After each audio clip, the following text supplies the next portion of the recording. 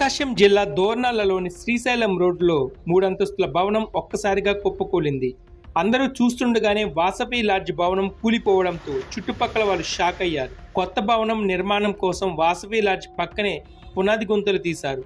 ఆ గుంతల కారణంగా వాసవి లాడ్జ్కు పగుళ్లు ఏర్పడ్డట్టు తెలుస్తోంది.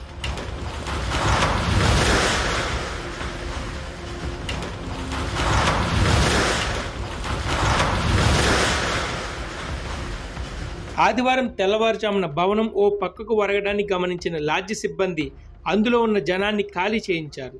దీంతో పెను ప్రమాదం తప్పింది. అందరూ చూస్తుండగానే ఒక్కసారిగా భవనం పక్కకి ఒరిగిపోవడంతో స్థానికులు భయాందోళనకు గురయ్యారు. లాడ్జిలో ఉన్నవారికి ఎలాంటి అపాయం జరగకపోవడంతో అంతా ఊపిరి పీల్చుకున్నారు.